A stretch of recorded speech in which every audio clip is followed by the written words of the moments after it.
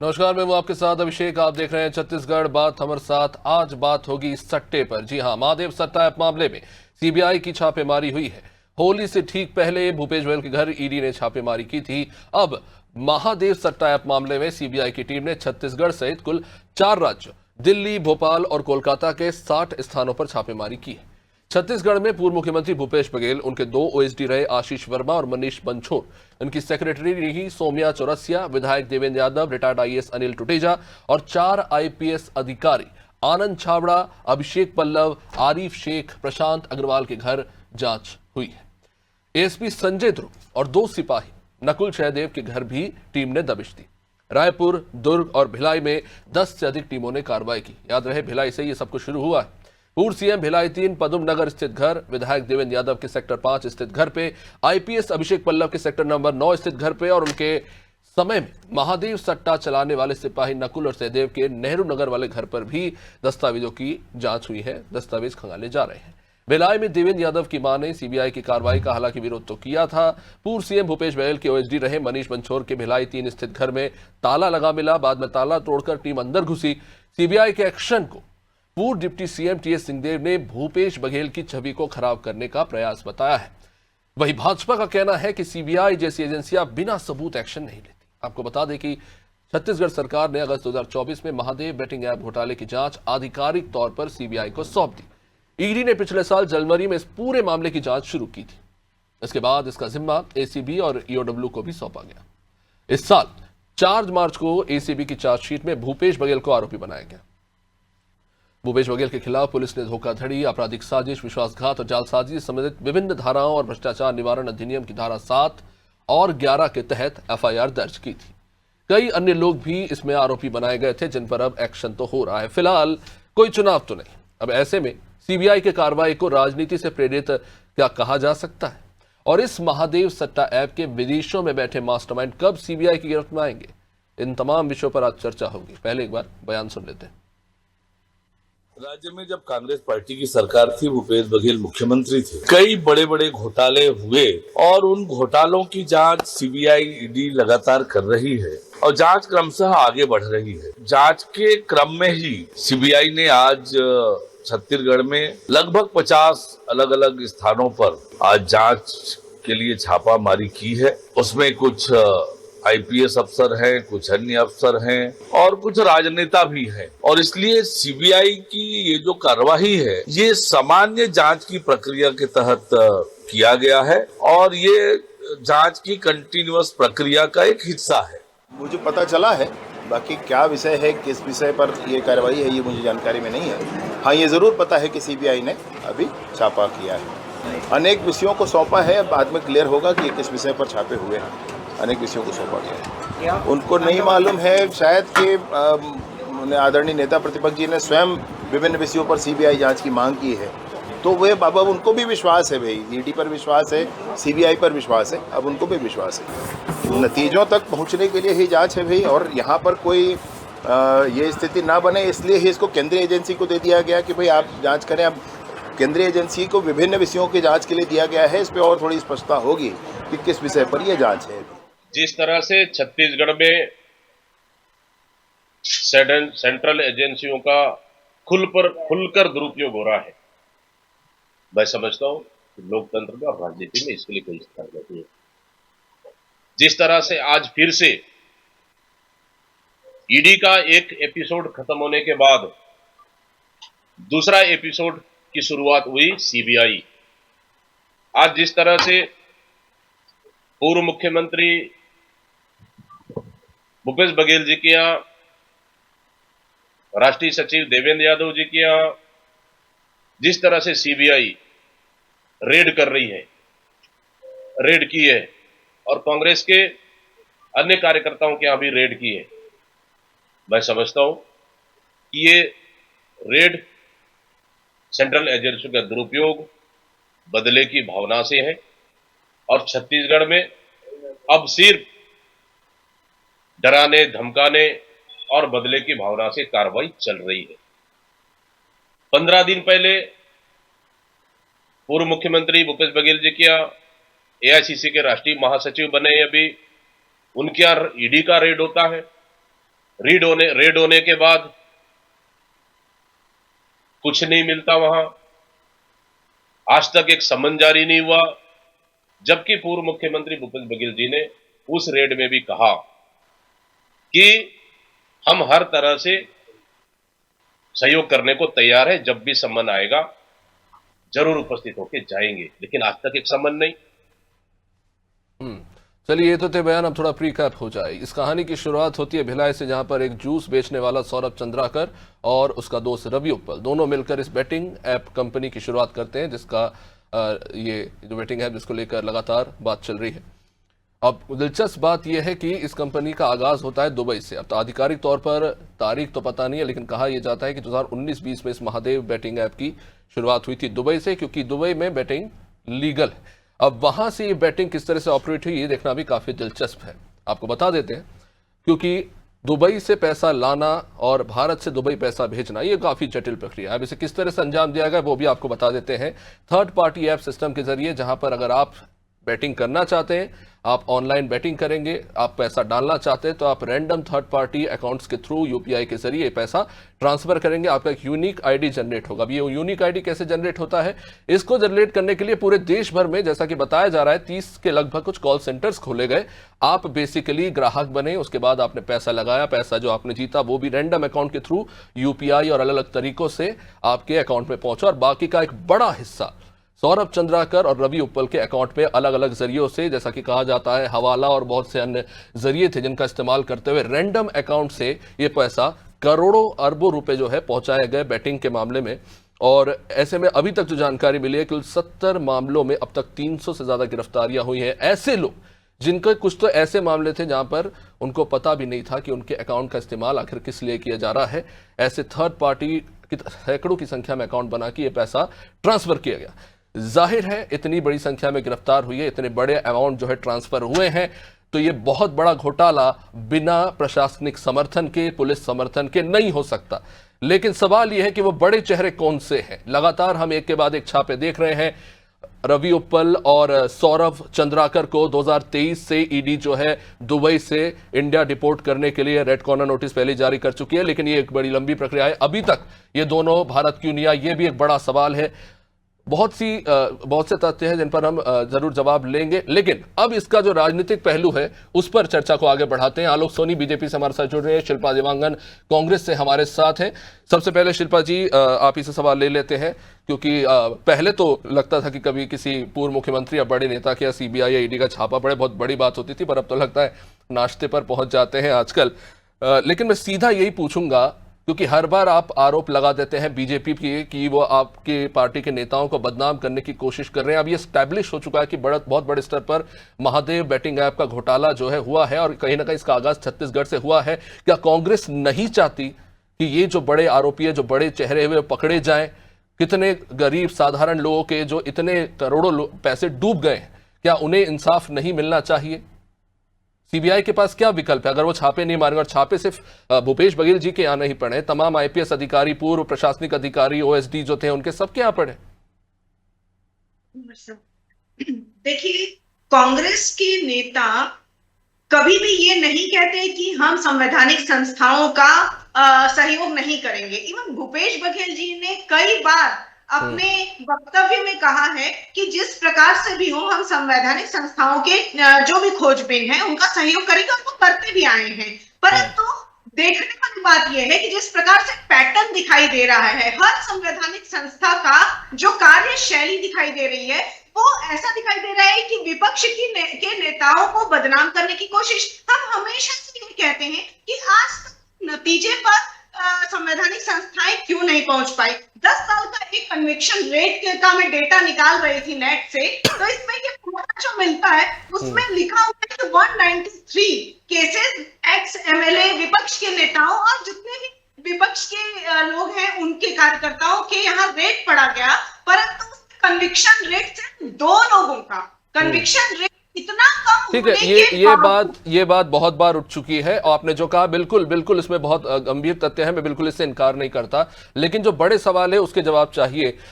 निश्चित रूप से कांग्रेस ये कहती है, आप भी शायद बहुत बार कह चुके हैं, कि आपकी सरकार में रहते हुए कई गिरफ्तारियां हुई है महादेव बैटिंग ऐप पे, लेकिन सवाल यह है कि जब इस मामले में इतने बड़े स्तर पर पैसा ट्रांसफर हुआ है और इस बात से इनकार नहीं किया जा सकता कि राज्य के ही बड़े प्रशासनिक अधिकारी और पुलिस अधिकारी शामिल हैं, तो आपकी सरकार में रहते हुए इस मामले को सीबीआई को हैंडओवर क्यों नहीं किया गया?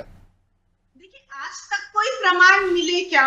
आज जिस दिन प्रमाण मिल जाएंगे वो जांच का विषय है, और जांच करने के लिए कांग्रेस के नेता कभी सहयोग नहीं करेंगे, ऐसा कभी नहीं हुआ। वो तो सत्य के साथ है। शिल्पा जी, अभी जांच ही तो चल रही है ना, अलग है। हम कैसे जांच करेंगे? अपराधी खुद थोड़ी लेके आएंगे अपनी फाइल्स के, हाँ साहब देखिए हमने किया था 6 करोड़ का घोटाला, हमें पकड़ लीजिए। अपराधियों को पकड़ना बहुत ज्यादा जरूरी है, परंतु विपक्ष के नेताओं पर जबरदस्ती आरोप लगाना, उन्हें परेशान करना, वो एक अलग बात है। दोनों बातों में बारीक अंतर दिखाई देता है, परंतु हम तो हमेशा कहते हैं कि सच परेशान हो सकता है, पराजित नहीं सकता। आप जांच करिए, एक दिन दूध का दूध, पानी का पानी हो सकता। ठीक है जवाहर आलोक जी, देखिए एक बात में तो सच्चाई है जो दीपक वैद्य जी कह रहे थे कि तब से आपकी जांच चल रही है, छापे पर छापे पड़ रहे हैं, एसीबी ने तो धाराएं भी तय कर दी, आज तक एक समन भूपेश बघेल जी के यहां नहीं पहुंचा। क्यों ना ये माना जाए कि कहीं ना कहीं कांग्रेस नेताओं की छवि को इस तरह की छापेमारी से जो है धूमिल करने की कोशिश हो रही है? अब 10 दिन पहले ईडी छापा मार के जाती है, उसके बाद अब सीबीआई छापा मार के वहां क्या खोद के निकालने की कोशिश कर रही है? अभिषेक जी, आपके सभी दर्शकों को, साथी प्रवक्ता जी को मेरा नमस्कार। देखिए, अगर एक व्यवस्था है आपके देश में, एक जांच एजेंसी है, वो अपना काम यदि ईमानदारी से कर रही है, तो आवश्यक क्या है अभिषेक जी? आवश्यकता इस बात की है कि हमें उस एजेंसी पर भरोसा करना चाहिए और उसे सहयोग करना चाहिए। और इनके नेता प्रतिपक्ष ने भी ये मांग रखी थी कि सीबीआई की जांच होनी चाहिए, इस विषय पे नहीं, किसी और विषय पे रखी थी, और जबकि उनके ही कार्यकाल का मामला था। तो कहीं ना कहीं इस बात को भी ये दर्शा रहा है कि इनका भी विश्वास तो है सीबीआई पे, लेकिन केवल राजनीतिक षड्यंत्र के तहत इन्होंने सीबीआई को अपने प्रदेश में, छत्तीसगढ़ प्रदेश में बैन कर रखा था। तो इसको भी क्या मैं मान लूं कि इन्होंने सीबीआई को इसलिए बैन किया हुआ था कि आसानी से घोटाले कर सके, आसानी से ये इस तरह के काम जो गैर कानूनी धंधे हैं, ये महादेव सट्टा ऐप चला रहे हैं, ये किसकी संरक्षण में चल रहा था? आपकी सरकार थी, कांग्रेस का शासन था, आपकी व्यवस्था थी, आपका कानून था, फिर भी यदि इस तरह का महादेव ऐप, सट्टा ऐप चल रहा था, इसके ऊपर लगातार सीधे सीधे इसके जो चलाने वाले लोग हैं, उन्होंने तो स्वयं आकर के समाचार चैनलों के माध्यम से इस बात को एक्सेप्ट किया है कि उसमें उन्होंने सीएम हाउस तक एंट्री की है, और वहां तक उन्होंने क्या पहुंचाया है, क्या क्या काम किए हैं, और किस तरह से इस चीज को लिंक को जोड़ा उन्होंने सीएम हाउस में। पूर्ववर्ती जो भूपेश बघेल जी थे, मुख्यमंत्री थे, उन तक का नाम, वही मैं कहना चाह रहा हूं कि कहीं ना कहीं ये दर्शाता है कि अपराधियों को जिस तरह से 5 वर्षों के शासन में संरक्षण दिया गया और सीबीआई को बैन करके रखा गया, लेकिन आज वही सीबीआई जब काम कर रही है और अपना काम कर रही है और बिल्कुल कानून व्यवस्था के आलोक जी, साथ देखिए मैं नहीं जानता कि सीबीआई का स्टैंडर्ड ऑपरेटिंग प्रोसीजर क्या है, वो किस तरह से ऑपरेट करती है, लेकिन अब तक जो कार्रवाई देखी है, ये तो बैटिंग ऐप का मामला है। चलिए दिल्ली का ही एग्जांपल ले लेते हैं। जो शराब घोटाला हुआ था उसमें सबसे छोटे प्यादे को गिरफ्तार किया गया, फिर जो व्यापारी संलिप्त थे उनको गिरफ्तार किया गया, उसके बाद जो नेता इन्वॉल्व थे उन्हें गिरफ्तार किया गया, फिर मंत्री को गिरफ्तार किया, और अंत में केजरीवाल जी की गिरफ्तारी हुई। यहां तो ऐसा लगता है कि छोटे से अधिकारी से लेकर सीधा पूर्व मुख्यमंत्री जी के घर पहुंच जा रहे हैं। कोई केस तैयार, क्योंकि ये सवाल बार बार कांग्रेस उठा रही है कि आपके पास कौन से तथ्य सामने रखिए। फिर अगर आप ये कह रहे हैं कि पूर्व मुख्यमंत्री भूपेश बघेल जी इन्वॉल्व है, तो उसके क्या आधार है? आपने निश्चित रूप से कह दिया कि देखिए सीबीआई बड़ी ईमानदार, और ये भी सच है कि कई राज्यों में सीबीआई के अधिकारी रिश्वत लेते गिरफ्तार हुए हैं, ये भी कोई दूध के धुले है नहीं। लेकिन खैर मैं उस पर नहीं जाना चाहता, ये केंद्रीय संस्था है। लेकिन सवाल यही है ना कि कोई तो हायरार्किकल तरीका होगा। एक पूर्व मुख्यमंत्री के घर पे लगातार इस तरह के छापे पड़ते हैं और उसके बाद कोई स्पष्टीकरण नहीं आता कि अच्छा क्या मिला, क्या ऐसे जो है फैक्ट्स मिले जिसके आधार पर यह तय हो सके कि हाँ वो भी इन्वॉल्व है डायरेक्टली इस घोटाले में। देखिए, पूर्ववर्ती जो छापा था, ईडी का छापा था, उसका विषय अलग हो सकता है, क्योंकि राज्य में इतने व्यापक स्तर पर अभिषेक जी भ्रष्टाचार हुए हैं और उनकी इतनी सारी एजेंसियां, चाहे वो राज्य की एजेंसी हो या चाहे सीबीआई हो या ईडी हो, वो अलग अलग एजेंसियां अपने तरीके से जांच कर रही है और जो से उनको कड़ियां जुड़ती है। इसके पहले आबकारी के से रिलेटेड मामला था या और कोई भी मामले हो सकते हैं, क्योंकि पूर्ववर्ती कांग्रेस शासन काल में ये सारे घोटाले हुए हैं और कहीं ना कहीं तार जो है वो पूर्व मुख्यमंत्री तक जुड़ते हैं। इसलिए जो जांच का जो केंद्र बिंदु है या जांच की बिंदु है वहां तक पहुंचती है, ईडीआई के अधिकारी वहां तक पहुंचते हैं, सीबीआई के अधिकारी वहां तक पहुंचते हैं। इसमें इसको पूरी तरह से मैं समझता हूँ राजनीतिक चश्मे से नहीं देखना चाहिए, इसे कानून व्यवस्था को समझना चाहिए और कांग्रेस को इसका सहयोग करना चाहिए। ये विरोध कर रहे हैं वहां बैठ करके, इससे दर्शाता है कि एक बार आपको सीबीआई को बोलते हैं कि यहाँ पर मैं आकर के जांच करे, और एक बार अब सीबीआई जब जांच कर रही है तो आप विरोध प्रदर्शन कर रहे हैं। तो ये जो दोहरी मानसिकता, दोहरा चेहरा जो है कांग्रेस का, वो सामने नजर आ रहा है। ठीक है, मनीष वोरा जी भी हमारे साथ जुड़ चुके हैं। मनीष जी, इस पर बहुत बार चर्चा हुई है, कोई सेम तरह की बातें होती हैं, लेकिन अब हमने देखा कि सीबीआई ने 60 जगह छापेमारी की और यहां बात सिर्फ छत्तीसगढ़ की नहीं हो रही, यहां बात हो रही है मध्य प्रदेश की भी, पश्चिम बंगाल की भी और एक आध और राज्य जो इस वक्त मेरे ध्यान में नहीं आ रहे हैं। तो तमाम क्षेत्रों में भी छापेमारी हुई है। क्या ये जो महादेव बैटिंग सट्टा ऐप जो है, इसके लिए क्या सिर्फ और सिर्फ छत्तीसगढ़ की तत्कालीन सरकार को जिम्मेदार माना जाए, या ये भी माना जाए कि ये नाकामी एक तरह से देखा जाए तो देश की तमाम एजेंसियों के लिए है कि उनके नाक के नीचे से इतने हजार करोड़ की बैटिंग घोटाले होते रहे और गरीब लोगों का करोड़ों रुपया डूब गया और कुछ इस चक्कर में भी जेल में। यह निश्चित रूप से देखिए एक बात तो तय है कि ये जो घोटाला हुआ है इसके तार कहीं ना कहीं छत्तीसगढ़ से जुड़े हैं, और छत्तीसगढ़ से जुड़ने के जो लगातार तथ्य सामने आ रहे हैं उसमें कहीं ना कहीं ये बातें दिख रही है कि ऐसा कुछ यहाँ पर हुआ है।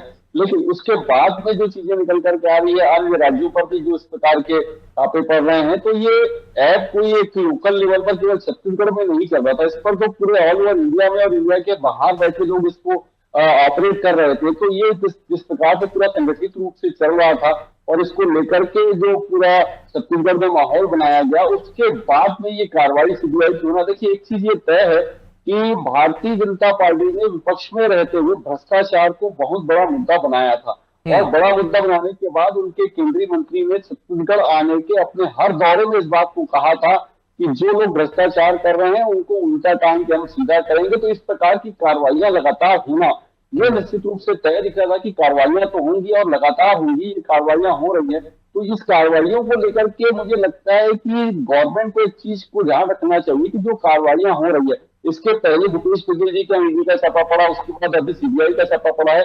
ईडी का वहां पर रेड हुए लगभग 10 से 15 दिन का समय हो चुका है और अभी सीबीआई की रेड पड़ी है। तो ये हालांकि दोनों अलग अलग उस पर पड़ी है, एक जो है शराब घोटाले को लेकर के है और एक महादेव बैटिंग ऐप को लेकर के है, लेकिन दोनों पड़ी है। उसके बाद में जो कार्रवाई हो रही है, वहां से क्या तथ्य मिले, क्या कागजात मिले, कितनी कैश जब्त की गई, क्या हुआ, वो सारी चीजों को पब्लिक डोमेन में लेकर के आना चाहिए। क्योंकि भूपेश बघेल एक पूर्व मुख्यमंत्री है और एक संघर्षशील नेता के रूप में यहाँ पर जाने जाते हैं। तो इस बात को ध्यान रखना चाहिए कि यदि आप उनके खिलाफ कार्रवाई कर रहे हैं, उन कार्रवाइयों में जो चीजें निकल करके आई हैं, जो तथ्य सामने आए हैं, उनको पब्लिक डोमेन में लेकर के आना चाहिए। ईडी जब कार्रवाई करती है। मनीष जी, मेरी तो वैसे उम्र कम है, लेकिन हमने जितने भी घोटाले हिंदुस्तान के इतिहास में देखे, वो मंत्री, विधायक और नेता से जुड़े हो, कभी ऐसा शायद देखने को कम ही मिला हो शायद कि बड़ी संख्या में कैश किसी मंत्री या विधायक के यहाँ से निकल रहा। अभी हम मध्य प्रदेश में ही देख रहे हैं, जो ये आरटीओ घोटाला हुआ, कार के अंदर से इतनी बड़ी संख्या में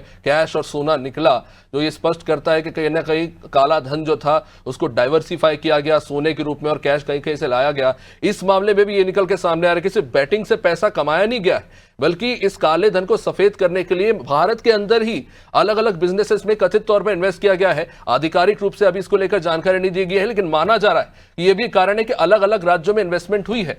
कई कॉल सेंटर्स ऑपरेट हो रहे थे इलीगली इस पूरे बैटिंग ऐप के सिंडिकेट को चलाने के लिए, और ये सब हो रहा था नाक के नीचे। तो ये नाकामी सिर्फ छत्तीसगढ़ के मत्थे मर देना ठीक है क्योंकि सौरभ चंद्राकर और रवि उपल भिलाई से थे, क्या ये सही लगता है?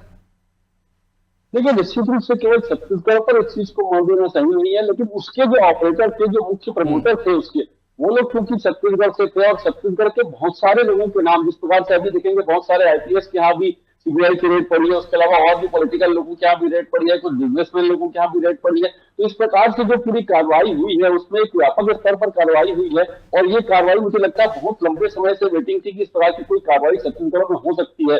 तो सीबीआई को लेकर के जिस प्रकार से कांग्रेस ने अभी विधानसभा में भारतमाला परियोजना को लेकर के सवाल उठाए और कहा कि सीबीआई की जांच उसमें होनी चाहिए, तो उसके बाद सीधा इस प्रकार की कार्रवाई हुई है। ये निश्चित रूप से देखिए एक बात तो ये तय है कि छत्तीसगढ़ में लगातार घोटालों को लेकर के, भ्रष्टाचार को लेकर के और सरकार जो बदली है छत्तीसगढ़ में, उसमें बहुत बड़ा रोल जो है इस भ्रष्टाचार का रहा है, जिसको लेकर के एक भारतीय जनता छटपटाहट पार्टी तो दिखती है कांग्रेस में निश्चित रूप से। शिल्पा जी, ये तो वही बात हो गई कि तुमने बुलाया और हम चले आए। दीपक बैज जी आज किस सच्चाई की बात कर रहे थे? क्या उस सच्चाई की जो चरणदास महंत जिसकी पैरवी कर रहे थे विधानसभा के अंदर, जब वो भारतमाला घोटाला में मामले में जो जमीन अधिग्रहण में जो घोटाला हुआ उनको लेकर उन्होंने स्पष्ट रूप से विधानसभा के अंदर कहा कि हमारे नेता भी इन्वॉल्व हो सकते हैं, जांच कराइए। आज जब जांच हो रही है, भले ही ये मामला ना हो, दूसरे मामले हो, तो आपके नेता और कार्यकर्ता ड्रामा शुरू कर देते हैं, पुलिस कर्मियों को रोकने लगते हैं, उनकी गाड़ियों पर तोड़फोड़ करने लगते हैं। क्या ये ठीक है? और कहीं ना कहीं ये आप ही की इमेज को खराब नहीं कर रहा? ये किस तरह की छटपटाहट है?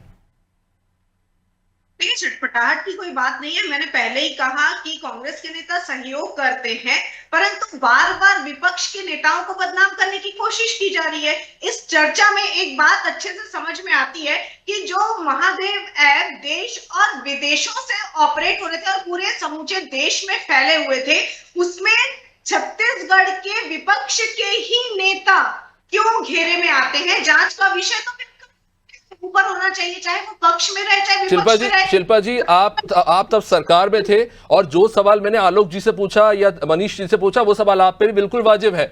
आप ये कह रहे हैं कि नाकामी केंद्र की है, आपके राज्य के अंदर नाक के नीचे आपने ही गिरफ्तार किया इन लोगों को। इतना बड़ा सिंडिकेट चलता रहा आप ही की सरकार के नीचे, करोड़ों रुपए इस तरह से फ्लो होते रहे विदेश से।